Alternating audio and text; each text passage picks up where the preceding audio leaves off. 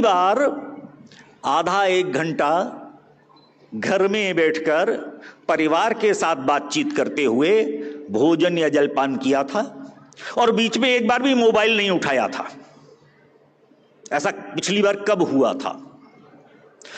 कब आपने बच्चे के स्कूल या कॉलेज में चलने वाली किसी घटना को, किसी बात को गंभीरता से सुना था और बीच में एक बार भी मोबाइल उठाकर चेक नहीं किया था?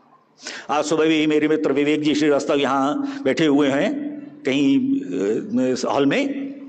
विवेक जी बता रहे थे कि एक सर्वे रिपोर्ट आई है, सामान्य व्यक्ति एक दिन में 24 घंटे में 495 टाइम्स 495 बार मोबाइल को केवल इसलिए उठाकर देखता है कि कहीं कोई नया नोटिफिकेशन तो नहीं आ गया उसमें। क्यों? ऐसी क्या बेचैनी है हमारे को? ऐसा क्या हो गया कि अगर वो 5 मिनट 10 मिनट 15 मिनट के बाद देखा नोटिफिकेशन तो कुछ बासी हो जाने वाला है, समय के पार हो जाएगा, आउटडेटेड हो जाएगा? ऐसा तो नहीं होने वाला।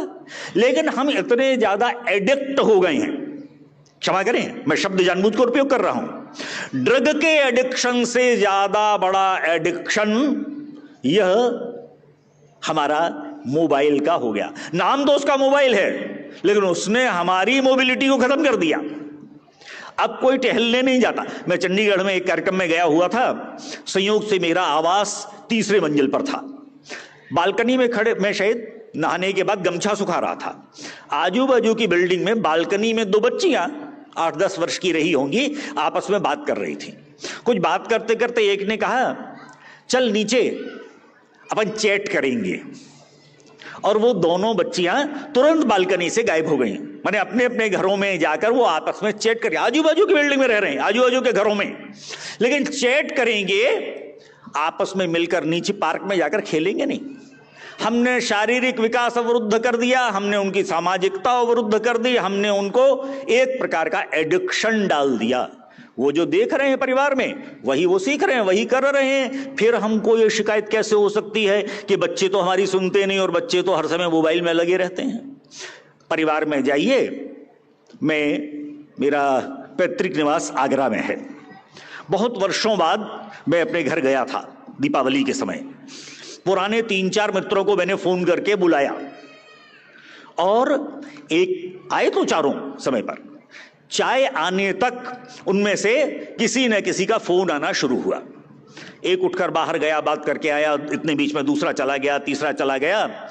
थोड़ी देर बैठने के बाद 5-7 मिनट हम लोगों की बातचीत हुई और उसके बाद हुआ, चलते हैं भाई, फिर अभी दिवाली है, घर में और भी काम है, फिर मिलेंगे। तो मैंने कहा हाँ ठीक है, मैं फोन में बात कर लूंगा। नहीं मिलेंगे हम लोग। मैंने कहा मिलने से क्या फायदा भाई, जब यहां मिलने के बाद भी हम लोग फोन पर ही बात कर रहे थे। मैंने कहा मुझे पक्का भरोसा कि आप में से तीनों चारों में से किसी के पास मोदी जी का फोन नहीं आया होगा जो इतना अर्जेंट था कि आप तुरंत गए बाहर उठकर बात करने के लिए। अरे भाई काट देते, अरे न उठाते, साइलेंट कर देते, उनको फोन उठाकर बता देते भाई अभी जरा व्यस्त हूं, थोड़ी देर बाद फोन करता हूं। आप बार बार उठकर बाहर गए।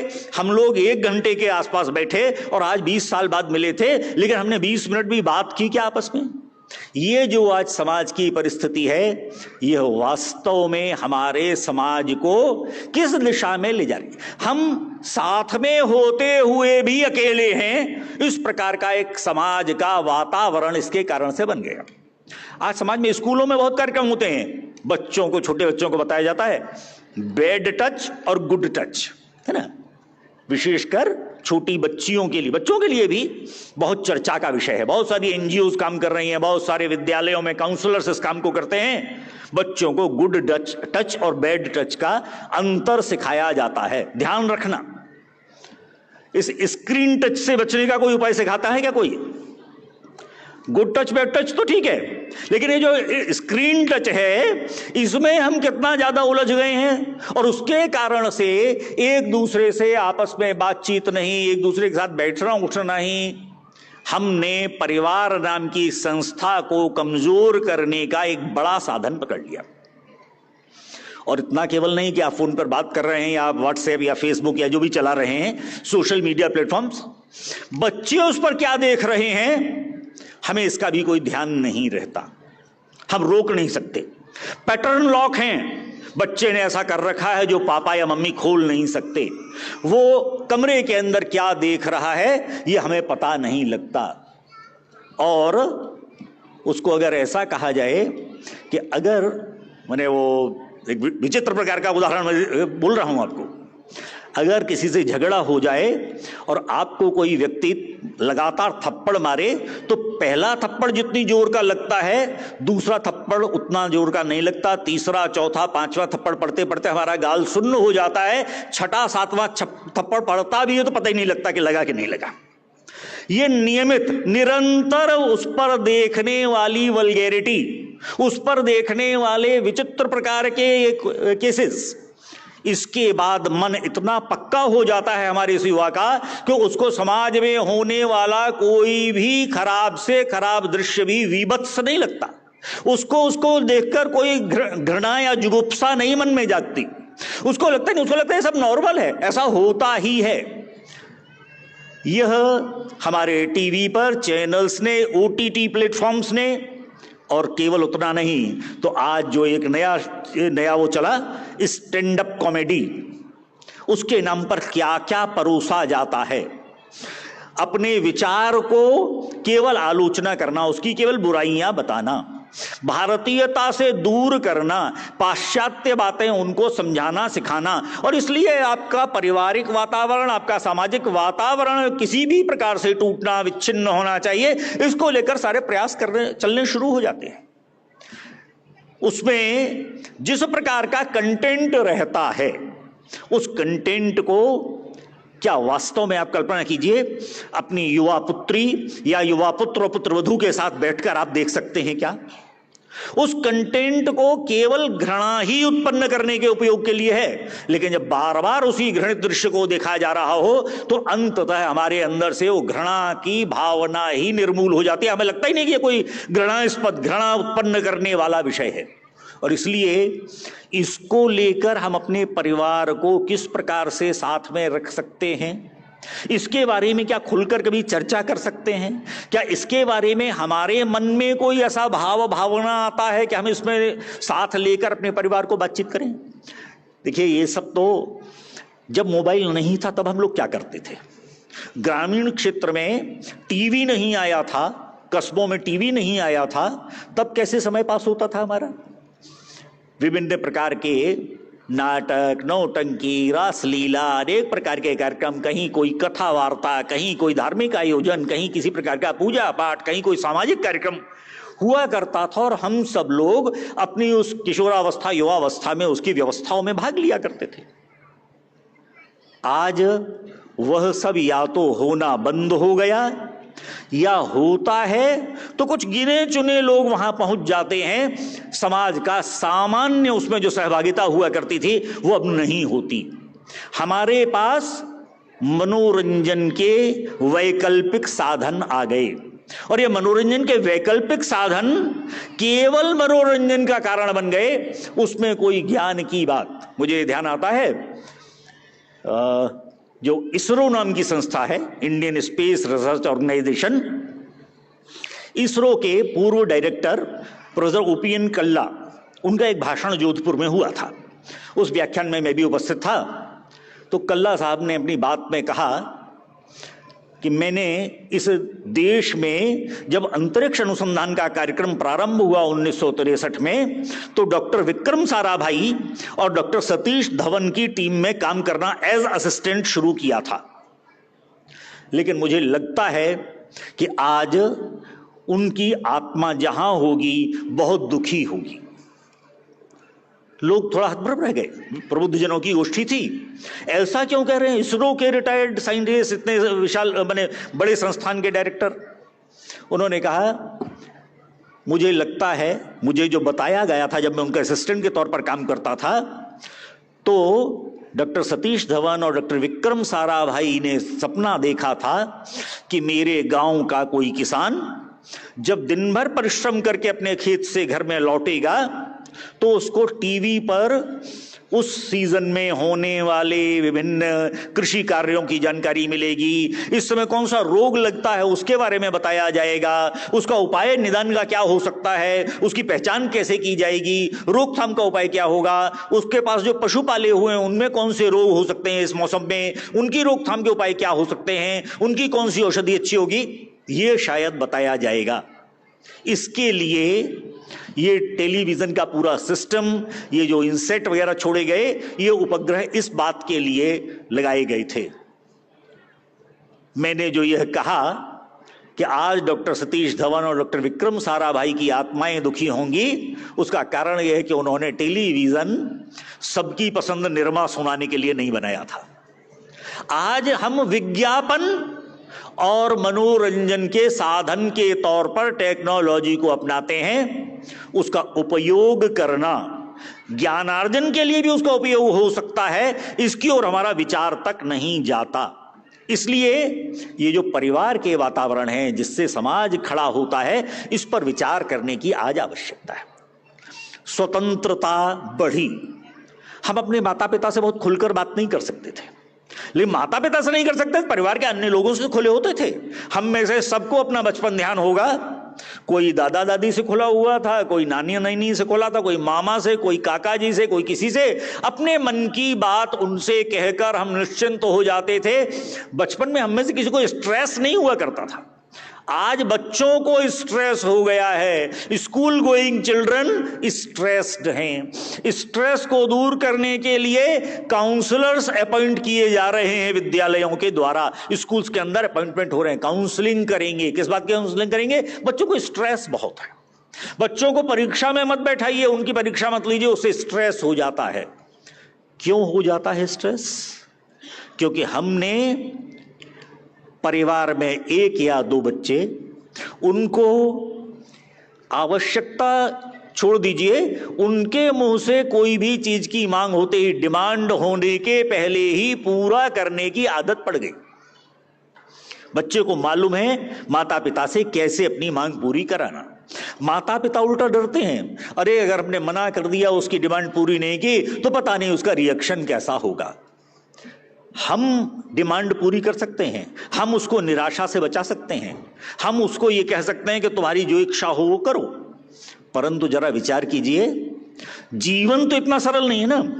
आखिर किसी न किसी दिन जीवन, ये जिंदगी तो उसको इस निराशा की भी गर्त में ले जाती है ना।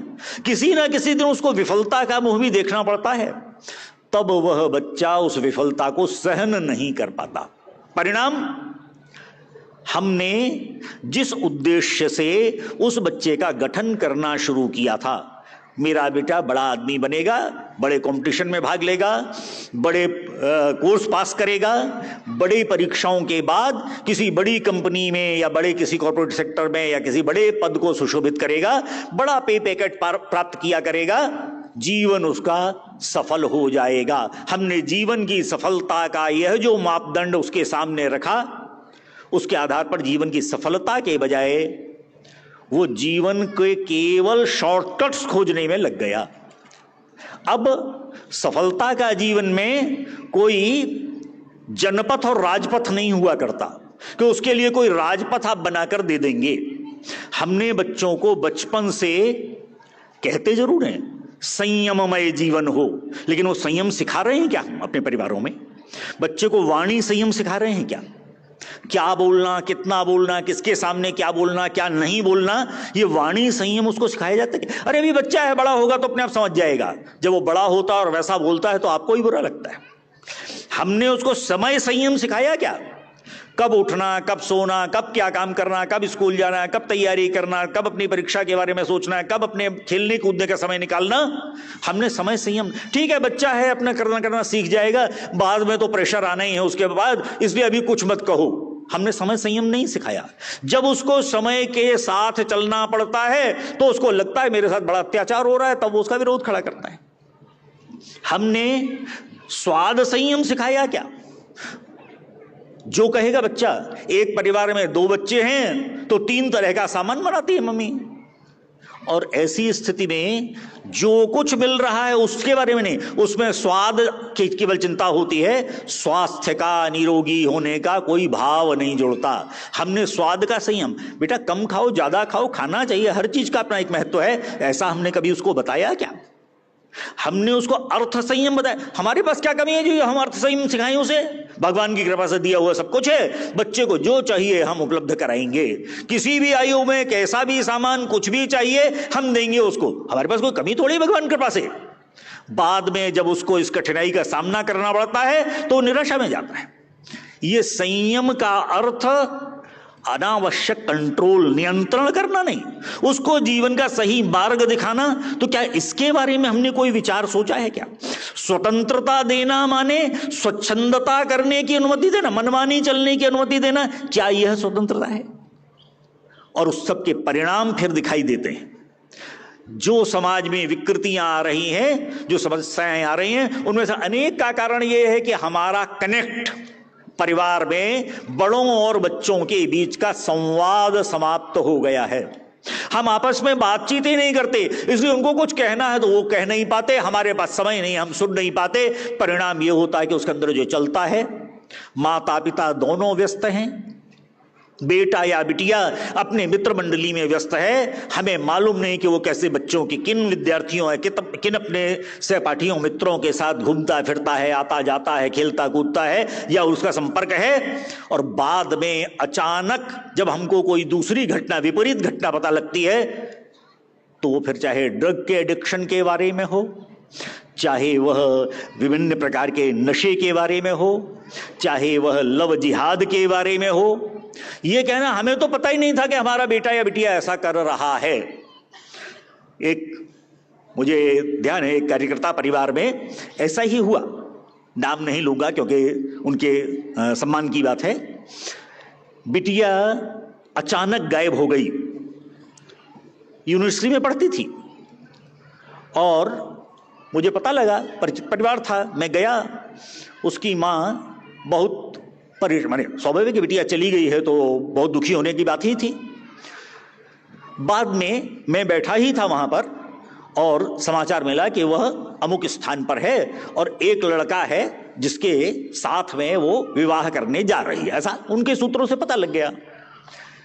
पता किया गया, उसको लेकर आए, खोजे। इधर उसकी माता जी ने बहुत सिर पीटते हुए कहा, भाई साहब मुझे ऐसा नहीं मालूम था कि इसका ऐसा किसी के साथ संबंध है, मुझको ऐसा मालूम होता तो मैं रोक लेती। तो ऐसा उन्होंने रोते रोते कई बार, मैं भी थोड़ा सा करुणा विगलित हो गया था उनकी इस बात से, लेकिन जब उन्होंने 7-8 बार इस बात को कह लिया कि भाई साहब मुझे बिल्कुल पता नहीं था, जो आता था उससे वो यही कहती थी, भाई साहब मुझे बिल्कुल पता नहीं था, भैया मुझे ऐसा बिल्कुल पता नहीं था, ऐसा हो कर रही ये लड़की, मुझे पता नहीं था। तो अंततः मैंने कहा, बहन जी मुझे लगता है या तो आप माता होने की कहलाने की हकदार नहीं हैं, और या तो आपकी दृष्टि कमजोर है, आप किसी से जांच कराइए। आपकी बेटी, आपने उसको जन्म दिया, पिछले 22-23 वर्षों से वो आपके साथ रहती है और उसका व्यवहार बदल रहा है, वो रात में कितनी देर बात करती है, वो किससे चैट कर रही है, किसके साथ जाती आती, आपको पता नहीं लगा तो आप माता कहलाने की हकदार अपने आप को मान रही हैं क्या? आपकी दृष्टि कमजोर रही होगी कि आप नहीं देख पाई कि आपकी बिटिया का व्यवहार बदल रहा है। जिस लड़के के बारे में आज आपको पता लग रहा है, अब आप कह रहे हैं वो लव जिहाद की शिकार हो गई। वो शिकार हो गई? कैसे कहेंगे शिकार हो गई? वो स्वेच्छा से गई है ना। इस स्वेच्छा के व्यवहार को अब आप कहें कि शिकार, तो आपने तो एक प्रकार से उस लड़के के ऊपर सारा दोष डाल दिया। आपने अपनी बिटिया को कभी इस बात के लिए समझाया, मार्गदर्शन किया कि वो गलत रास्ते पर जा रही है?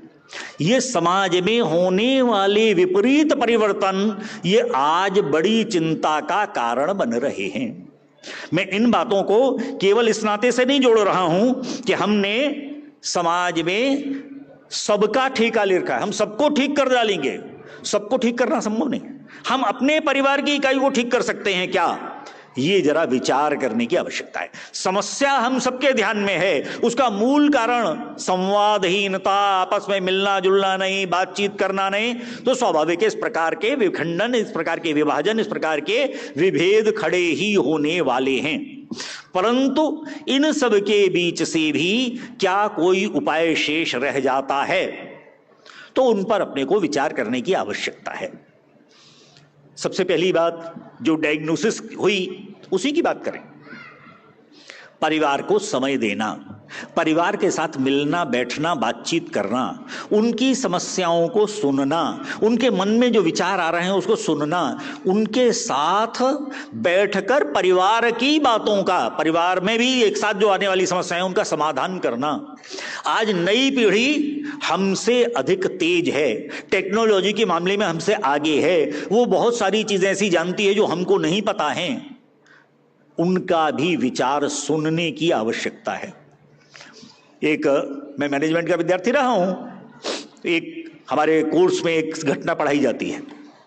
एक बड़ी कंपनी जो बाथ सोप और डिटर्जेंट केक बनाया करती थी, नहाने और कपड़ा धोने के साबुन, उनके यहां एक समस्या आई। और वो समस्या क्या थी? तो वो साबुन की जो पैकिंग होती है, पहले तो मैनुअल मजदूर किया करते थे, श्रमिक किया करते थे। अभी मशीनें आई, तो मशीनें ऐसी होती हैं कि कन्वेयर बेल्ट पर एक ओर से रैपर आता है, एक ओर से साबुन आता है, एक जगह पर प्लेटफॉर्म पर वो रुकता है, रैपर रखा जाता है, उसके ऊपर साबुन रखा जाता है, मशीन उसको फोल्ड कर देती है, वो वहां से नीचे गिर जाता है, इकट्ठा हो जाता है, तो कार्टून में भरकर एक कर्मचारी उसको हटाकर रख देता है, गिनकर सेट करके पैकिंग कर देता है। इनके बीच का जो बैलेंस था वो गड़बड़ हो गया। कभी जो रैपर था वो पहले आ जाता था, कभी साबुन पहले आ जाता था, और परिणाम क्या होता था? कई बार साबुन बिना पैकिंग के चला जाता था और कई बार साबुन आ नहीं पाता था, मशीन को पता नहीं कि साबुन नहीं आया है, वो पैक कर देती थी, साबुन का केवल खोखा वो नीचे गिरता था, वो पैक होकर चला जाता था। मार्केट से शिकायतें आनी शुरू हुई, कंपनी बड़ी बेईमानी कर रही है, बिना साबुन, अंदर साबुन नहीं होता, केवल खोखा बेच रही है। अब उस एक कार्टन के अंदर 144 एक ग्रॉस होता है, 144 पीस होते हैं, उनमें से 10-20 पीस हर पैकिंग के अंदर ऐसे खाली निकलने शुरू हुए। शिकायत ऊपर तक गई, जांच की गई तो पता लगा मशीन में ये खराबी आ गई है। क्या किया जाए? उसको दिखवाया गया, इंजीनियर्स बुलाए गए। इंजीनियर्स ने कहा कि अब ये मशीन ठीक नहीं हो सकती। जिस कंपनी की बनाई हुई मशीन थी उसके इंजीनियर्स को बुलाया गया, उन्होंने भी जांच करके कहा कि साहब ये इसका जो लाइफ टाइम था, जीवन काल पूरा हो गया है, अब ये ठीक नहीं की जा सकती। जनरल मैनेजर साहब भी आए थे, वो विदेश की कंपनी से आए हुए इंजीनियर थे उनके साथ। उन्होंने कहा आप किस बात के इंजीनियर हैं? आप कह रहे हैं एक और मशीन नई खरीदने को, तो आप तो अपना प्रोडक्ट बेचने के चक्कर में, हमें एक और मशीन बिक जाएगी आपकी। अरे आप इंजीनियर हैं, अपना बनाया हुआ प्रोडक्ट आप सुधार नहीं सकते, आप ठीक करके जाइए इसको। उन्होंने कहा साहब हम ठीक कर भी देंगे, 15-20 दिन बाद फिर खराब हो जाएगी, इसका जो बेसिक सिस्टम है वो खराब हो गया है। उन्होंने कहा मैं कुछ नहीं जानता, इसको ठीक कीजिए। उन्होंने कहा सर कर तो देंगे, आप कहेंगे तो कर देंगे, लेकिन फिर भी आपकी मशीन चलेगी नहीं, हमारी एडवाइस तो यही है कि आप इसको बदल दीजिए मशीन को। अब जनरल मैनेजर और विदेश के आए हुए इंजीनियर्स, उनमें बातचीत चल रही है, आसपास कर्मचारियों ने भी घेरा बनाया हुआ है। धीरे से एक कर्मचारी बोला ये तो मैं ठीक कर दूंगा। अब उस सुनसान में वो आवाज जनरल मैनेजर साहब के कान में पहुंच गई। उन्होंने पूछा कौन बोला भाई, कौन ठीक कर देगा इसको? सब शांत, कौन कहेगा कि मैं बोला? उन्होंने फिर थोड़ा जोर से पूछा, किसने कहा भाई जो इसे ठीक कर देगा? तो बाकी श्रमिक जो थे उन्होंने धक्का देके उसको आगे कर दिया। क्यों भाई तुमने बोला, तुम ठीक कर दोगे इस मशीन को? उन्होंने कहा नहीं साहब मैंने कब कहा है ऐसा? अरे अभी तो तुम बोले कि मैं ठीक कर दूंगा। नहीं साहब इतने बड़े बड़े इंजीनियर नहीं ठीक कर पा रहे, मैं तो लेबर हूं, मैं क्या ठीक करूंगा? फिर तुमने क्यों बोला ऐसा? उन्होंने कहा मैंने ये नहीं कहा कि मैं मशीन सुधार दूंगा, मशीन तो इंजीनियर ठीक नहीं कर पा रहे, मैं कैसे ठीक कर पाऊंगा? हाँ इस समस्या को ठीक मैं कर दूंगा। समस्या कैसे ठीक कर दोगे? बोले साहब एक मौका दीजिए, कोशिश करूंगा। जनरल मैनेजर साहब बाहर जाते हुए बोले फोरमैन को जो मांगे वो दे देना इसको। फोरमैन ने कहा तेरी नौकरी तो गई, तू क्या ठीक करेगा? इंजीनियर ठीक नहीं कर पा रहे और तू कह रहा है ठीक कर देगा। उन्होंने कहा साहब मैंने कब कहा कि मैं मशीन सुधार दूंगा, मैं कोई मैकेनिक इंजीनियर थोड़ा ही हूं, मैं तो केवल इस समस्या का समाधान कर सकता हूं। बोले अच्छा बता क्या चाहिए? बोले आपने देखा हुआ शादी विवाह के पंडाल में बड़े बड़े पेडिस्टल खड़े होते हैं, बड़ा तेज हवा से प्रेशर से हवा फेंकते हैं, एक मंगवा दीजिए। बोले उसका क्या होगा? बोला मंगवा दीजिए, मैं बताऊंगा ना क्या होगा। उन्होंने पेडेस्टल मंगवाया, उस लेबर ने पेडेस्टल को फोकस करके जहां वो पैकिंग हुआ कर रही होती थी उसको फोकस करके चला दी, पंखा चला दिया। आपको समझ में आ गया होगा, जो खाली खोखे थे वो हवा के प्रेशर से उड़कर दूर गिर जाते थे, जिनके अंदर साबुन होता था वो पैकिंग के अंदर जाते थे। समस्या का समाधान हो गया। परिवार भी ऐसे ही चलता है। हमें लगता है अभी इसको क्या अनुभव है, अभी इसको क्या मालूम दुनियादारी का, मैं जानता हूं, मैं ठीक कर सकता हूं, परंतु कौन हमारे परिवार का सदस्य, सामान्य समझा जाने वाला, कम आयु का भी हमारे परिवार का कोई बालक किसी समस्या का समाधान खोज सकता है। इसलिए सबकी सुनने का स्वभाव, ये जो परिवार में, मैंने कहा समस्या के मूल में जो सबसे बड़ी बात है वो संवादहीनता। हम एक दूसरे के साथ बातें शेयर नहीं करते, अपनी समस्याएं बताते नहीं, उनकी समस्याएं सुनते नहीं, और ऐसे में समस्याएं बनी रह जाती हैं, हमारे बीच में और नई समस्याएं खड़ी हो जाती हैं। इसको कैसे ठीक किया जाए, ये विचार करने वाली बात है। परिवार में अनेक सदस्य हैं, स्वाभाविक है, 2, 3, 4 बच्चे हैं। संयुक्त परिवार है तो और बड़ी संख्या हो सकती है, कई भाइयों के कई बच्चे होंगे। कोई आज्ञाकारी होगा, कोई थोड़ा उद्दंड होगा, कोई बड़ा मेहनती होगा, कोई कामचोर भी होगा, कोई अलग अलग स्वभाव प्रकृति के होंगे। उनके बीच में मेरा व्यवहार, बड़े के नाते मेरा व्यवहार कैसा रहना चाहिए, यह विचार करने की बात है।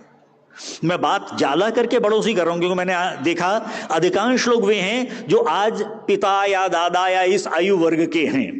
हम परिवार के मुखिया हैं, इसलिए परिवार के मुखिया के नाते हमारे लिए करणीय क्या है, इस पर मेरा ज्यादा विचार करने का आधार है। एक 10-12 वर्ष का बच्चा और उसके पिता गाड़ी में जा रहे थे। पिता कार ड्राइव कर रहे थे, बच्चा बाजू में बैठा हुआ था। पीछे से किसी गाड़ी ने हॉर्न दिया, पिताजी ने साइड दे दी, पिछली गाड़ी आगे निकल गई। अब आप कल्पना कर सकते हैं 10-12 वर्ष के बच्चे का रिएक्शन क्या होगा। उसने कहा पापा थोड़ा तेज चलाओ ना। पापा ने थोड़ा स्पीड बढ़ा दी। दूसरी गाड़ी ने हॉर्न दिया पीछे से, पापा ने फिर साइड दे दी। बच्चे ने कहा पापा थोड़ा और फास्ट। पिताजी ने थोड़ा और एक्सीलेटर दबाया। तीसरी गाड़ी, चौथी गाड़ी, पांचवी गाड़ी, एक के बाद एक निकलती गई। हर गाड़ी हॉर्न देती थी, पिताजी साइड दे देते थे। चौथी पांचवी गाड़ी निकलने के बाद उस 10-12 वर्ष के बच्चे का इरिटेशन लेवल बढ़ गया। पापा कितना धीमा चलाते हो आप, थोड़ा तेज चलाओ ना, सब गाड़ियां हमसे आगे निकली जा रही हैं, हम पीछे छूट जा रहे हैं। पिताजी ने समझाया बेटा देखो, जो गाड़ियां निकल रही हैं ना, कोई मर्सिडीज बेंज है, कोई इनोवा है, क्वालिस है, बड़ी बड़ी पावरफुल गाड़ियां हैं, फॉर्च्यूनर है, पावरफुल इंजन है उनके। हमारी मारुति 800 है, मैंने पूरा एक्सीलेटर दबा रखा, इससे तेज हमारी गाड़ी चल नहीं सकती। बच्चे ने कहा पापा जो बात आपको गाड़ी के बारे में पता है वो मेरे बारे में पता नहीं है क्या? मेरी क्लास में भी फॉर्च्यूनर और मर्सिडीज बेंज और इनोवा पढ़ते होंगे ना, मैं ही अकेले, मैं भी तो कहीं कहीं मारुति 800 होऊंगा। क्लास में फर्स्ट मुझको आना चाहिए, डिबेट में फर्स्ट मुझको आना चाहिए, म्यूजिक कंपटीशन, ड्राइंग कंपटीशन, हर एक में फर्स्ट मुझको आना चाहिए। अरे तो कहीं तो मैं भी मारुति 800 होऊंगा ना। स्पोर्ट्स में भी, सभी इवेंट्स में मुझे फर्स्ट आने का कैसे चांस हो सकता है? परिवार के अंदर हर बालक, हर सदस्य की अपनी प्रतिभा क्षमता है, उसका आकलन मुझे है क्या? और आकलन करने का आधार तो यही है कि मैं उससे बार बार बातचीत करूंगा, संवाद रहेगा, तो हमें पता रहेगा उसकी रुचि किधर है, उसकी क्षमताएं क्या हैं, और उस प्रकार का उसको विकसित होने का अवसर देंगे। तब फिर मुझे लगता है कि हम अपने परिवार को सशक्त सबल बना पाएंगे, एकजुट रख पाएंगे, और अंततः उन इस प्रकार के परिवार आगे बढ़ेंगे तो धीरे धीरे हम अपने इस परिवार के माध्यम से संपूर्ण समाज को हम सुगठित कर सकेंगे। इसलिए ये जो भावना का विषय है ये बहुत महत्वपूर्ण है। टेक्नोलॉजी आज बहुत आगे बढ़ गई। हम में से बहुत लोग टेक्नोलॉजी में बहुत आगे होंगे, बहुत लोगों को बहुत नहीं समझती होगी टेक्नोलॉजी। मैं केवल एक उदाहरण, एक बात केवल कहता हूं। डॉक्टर माशेलकर बड़े साइंटिस्ट हैं, सुपर कंप्यूटर बनाने वाले। वो साइंस फिक्शंस भी लिखते हैं, वैज्ञानिक कथाएं। उनकी एक वैज्ञानिक कथा, मैं केवल आपको उसका एक अंश केवल कह रहा हूं आपके सामने। वो कथा ऐसी है, उसका बैकग्राउंड स्टोरी, एक वैज्ञानिक ने एक ऐसा सुपर कंप्यूटर बनाया जो 1 सेकंड के भी 60वें हिस्से में बड़ी से बड़ी कैलकुलेशंस बता सकता था। बनाने के बाद उन्होंने एक बड़ा हॉल बुक करके उसका प्रदर्शन किया और प्रदर्शन उन्होंने उसकी खूबियां विशेषताएं बताई, कुछ उसका डेमो दिया और उसके बाद उन्होंने कहा कि देखिए मेरा ये नया इन्वेंशन है, मैं पहली बार आपके सामने इसे प्रस्तुत कर रहा हूं। पूरे ऑडियंस से मेरा आग्रह है कि आप इससे कोई भी प्रश्न पूछिए, 1 सेकंड के पहले इसका उत्तर आ जाएगा। इसकी सारी गणना सेकंड के भी 60वें हिस्से में पूरी हो जाती है। आपको जिसको जो प्रश्न पूछना हो वो पूछ सकते हैं। ऑडियंस में बैठे हुए 2-4 हजार लोग, बड़े प्रबुद्धजन बैठे थे। अब इतना बड़ा साइंटिस्ट इतना महत्वपूर्ण प्रोजेक्ट लेकर आया है, ऐसी चीज का डेमो दे रहा है, यह इतना सुपर कंप्यूटर, और इससे प्रश्न पूछें तो हम सब बड़े लोगों को लगता ना कहीं हमारी भी इज्जती ना हो जाए। हमने प्रश्न पूछा, उसने उत्तर दे दिया तो हमारी क्या इज्जत रह गई। कितना भी कठिन प्रश्न सोच लो, कंप्यूटर से ज्यादा तो नहीं सोच सकते। पूरा ऑडियंस शांत है, पूरे हॉल में कोई बोलने वाला नहीं। लेकिन बच्चों को इस मान अपमान की, इज्जत बेइज्जती की बहुत चिंता नहीं होती। एक 8-10 साल का बच्चा खड़ा हो गया, uncle may I ask one question. कुछ लोग हंसने लगे, बताओ ये बड़े बड़े लोग नहीं पूछ पा रहे, 8-10 साल का बच्चा क्या पूछेगा। लेकिन साइंटिस्ट ने कहा yes yes my dear you ask some question. बच्चा कंप्यूटर के सामने गया और बोला, mister computer how do you feel, तुमको कैसा लग रहा है, आज लॉन्च हो रहे हो, कैसा लग रहा है। कंप्यूटर की लाइट स्क्रीन पर ब्लिंक ब्लिंक जलना बुझना हुआ। 3-4 सेकंड के बाद आंसर आया स्क्रीन पर, can not understand your question. आपका प्रश्न ही मुझको समझा नहीं, क्या पूछ रहे हो। क्यों नहीं समझ में आया। कुल मिलाकर साइंस फिक्शन है, वो एक कल्पित कथा है, लेकिन कुल मिलाकर बात का अर्थ क्या है। कंप्यूटर कितनी भी तेज गणना कर सके, लेकिन हाउ डू यू फील, अनुभूति करना, अनुभव करना, यह कंप्यूटर के कितने भी बड़ी टेक्नोलॉजी के बस का नहीं। यह इमोशंस, यह भावनाएं, ये संवेदनाएं, ये परिवार को और समाज को जोड़ती हैं। आज कहीं हम बात करते हैं, ईमेल भेजते हैं, ई कॉमर्स की चर्चा होती है, ई ट्रेडिंग हो रही है, ऐसे कई सारे ई की चर्चा तो होती है ना। ई गवर्नेंस, सरकार में भी शब्द चल पड़ा। लेकिन जरा सोचिए, ये इतने जो ई आज चले, इन ई के बीच में कहीं हमारे ई तो लुप्त नहीं होते जा रहे। हमारे समाज के मूल आधार में जो ई थे वो क्या थे, एथिक्स। हम सिद्धांतों को तो नहीं भूल जा रहे। एनलाइटनमेंट, ज्ञानार्जन, उसको तो हमने नहीं त्याग दिया। हमारा ई था एक्सीलेंस, उत्कृष्टता की ओर बढ़ना, ये हमने बंद तो नहीं कर दिया। इफेक्टिवनेस, हमारा समाज में, परिवार में जो प्रभाव था एक दूसरे का, वो समाप्त तो नहीं होता जा रहा है।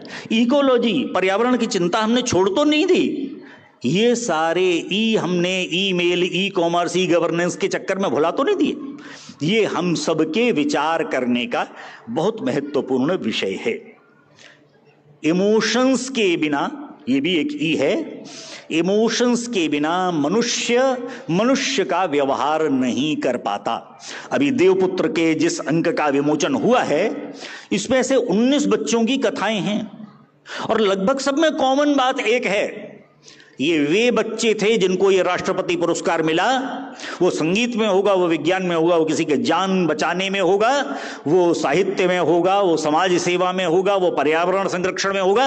अलग अलग प्रसंग हो सकते हैं, देश के अलग अलग कोने से हो सकते हैं, परंतु एक कॉमन बात सब में है, सबके परिवारों के सपोर्ट के बिना कोई आगे नहीं बढ़ा। एक ऐसे बच्चे की भी कहानी है जो थोड़ा, जिसको डाउन सिंड्रोम कहा जाता है, मेंटली रिटार्डेड बच्चा। माता पिता ने जन्म के साथ ही इसको कौन पालेगा।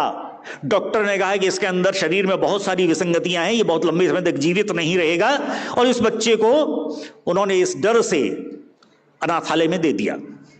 और एक सज्जन उस अनाथालय में एक दिन ऐसे ही अपने पिताजी के जन्मदिन के समय कुछ बांटने के लिए गए और वहां जाकर किसी ने कहा कि ये एक बच्चा आया है, लेकिन ये बहुत दिनों तक जिएगा नहीं और इसे तो कोई गोद लेगा भी नहीं।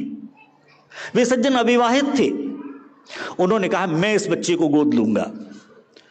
नियम नहीं है, अविवाहित व्यक्ति बच्चे को गोद नहीं ले सकता, और उस नियम के विरुद्ध उन्होंने अपील की, जीते, विशेष अनुमति लेकर उस बच्चे को गोद लिया और बाद में उसका पालन पोषण किया। आज वो बच्चा समाज सेवा के कीर्तिमान स्थापित कर रहा है। यहां भी परिवार का योगदान तो है। जन्म देने वाले, जिनको हम बायोलॉजिकल पेरेंट्स कहते हैं, जन्म देने वाले माता पिता ने त्याग दिया, लेकिन एक परिवार उसको नया मिला और उसने उसको समर्थन दिया, वो आगे बढ़ा। यह आगे बढ़ने के लिए जो सरकार नहीं कर सकती, समाज सब नहीं कर सकता, एक एक परिवार उसमें आगे बढ़ता है, तब यह होता है। समय की मर्यादा है, आखिरी बात कह के मैं अपनी बात पूरी करता हूं। वो उदाहरण में अनेक बार, मतलब वो जैसे कहते हैं नियरर टू हर्ट, मेरे हृदय के बहुत निकट है, इसलिए उदाहरण को मैं बार बार कहता हूं। रामचरितमानस में 7 कांड हैं, सबके नाम हैं। पहला बाल कांड है, उसमें भगवान की बाल लीलाओं का वर्णन है। उसके बाद अयोध्या कांड है, उस अयोध्या कांड में अयोध्या की बाकी घटनाएं, वनवास तक की कथा है। इसके बाद वनवास हो जाता है तो अरण्य कांड है, अरण्य यानी वन या जंगल, जहां भगवान राम, सीता और लक्ष्मण चले जाते हैं। इसके बाद किष्किंधा कांड है। किष्किंधा वह पर्वत है जहां पर सुग्रीव और हनुमान जी रहते हैं, वहां सुग्रीव से मित्रता हो जाती है। इसके बाद एक कांड है सुंदर कांड, जो शायद रामचरितमानस का सबसे पॉपुलर कांड है। जो पूरा रामचरितमानस नहीं पढ़ते वो सुंदर कांड का पाठ तो मंगलवार शनिवार को कर ही लेते हैं कहीं ना कहीं। लंका कांड है, उसके बाद लंका में युद्ध हुआ था इसलिए लंका कांड है, और अंत में उत्तरकांड यानी अंतिम कांड है, जहां धीरे धीरे सारी कथा समाप्त होने पर आ जाती है और राम राज्याभिषेक हो जाता है। सारे कांडों के नाम और नामकरण के पीछे का कारण है। कहीं व्यक्ति का नाम है, कहीं स्थान का। किष्किंधा और अरण्य और लंका, अयोध्या, ये 4 कांड तो 4 स्थानों के नाम पर हैं। बालकांड में बाल लीला और उत्तरकांड अंतिम होने के कारण उत्तरकांड, परंतु सुंदरकांड का नामकरण सुंदरकांड होने का कारण क्या है? उसमें कोई सुंदरलाल नाम का कोई पात्र नहीं है पूरी रामकथा में। सुंदरलाल, सुंदर सिंह, ऐसा कोई व्यक्ति नहीं है। सुंदरवन या सुंदर नगर नाम का कोई स्थान नहीं है। फिर सुंदरकांड में सुंदर क्या है? तो मेरे सामान्य बुद्धि में जो आता है वो क्या है, उतनी पर ही मैं निवेदन करके बात पूरी करता हूं। सुंदरकांड की पहली, यानी इससे पहले जो कथा पूरी होती है, पता लग गया है कि सीता माता को रावण ले गया है। सुग्रीव ने बता दिया, आभूषण की पोटली दिखा दी, पहचान लिया गया, मालूम हो गया सीता माता लंका में हैं। सब शांत बैठे हैं। पूरी वानरों की वो टुकड़ी जो खोज के लिए गई हुई है, इसमें अंगद भी हैं, इसमें जामावंत भी हैं, इसमें हनुमान भी हैं, उनके पिताजी केसरी भी हैं, सब बैठे हुए हैं। कौन जाए उनका पता लगाने के लिए? लंका जाना, 100 योजन का समुद्र पार करके जाना, यह संभव नहीं है। जामवंत कहते हैं मैं जा सकता था युवावस्था में, मैं इससे ज्यादा चौड़ा समुद्र पार करके गया हूं, अब लगता है चला तो भले ही जाऊं, लौटकर आना संभव नहीं होगा। अंगद ने कहा 50 योजन तक का तो मैं भी सोचता हूं, लेकिन 100 योजन जाना मेरे बस का भी नहीं है। केसरी ने भी कहा मैं भी वृद्ध हो गया हूं, मैं भी नहीं जा पाऊंगा। सबने धीरे धीरे हार स्वीकार कर ली, हम नहीं जा सकते। हनुमान जी शांत बैठे हैं। जामवंत यहां पर यानी किष्किंधा कांड समाप्त होते होते अंत में कहते हैं तुम अतुलित बल बुद्धि निधाना, का चुप साध रहा बलवाना। हनुमान तुम बल और बुद्धि के निधान हो, तुम चुप क्यों बैठे हो? तुम में क्षमता है, योग्यता है, तुम कर सकते हो सीता माता का पता लगाने, तुम जा सकते हो, लेकिन चुप बैठे हो। चुप क्यों बैठे हो भाई? जाओ तुम करो ना। और फिर सुंदरकांड प्रारंभ होता है, जिसकी पहली चौपाई है जामवंत के वचन सुहाए। जामवंत के वचन सुहाए, सुनि हनुमंत हृदय अति भाए।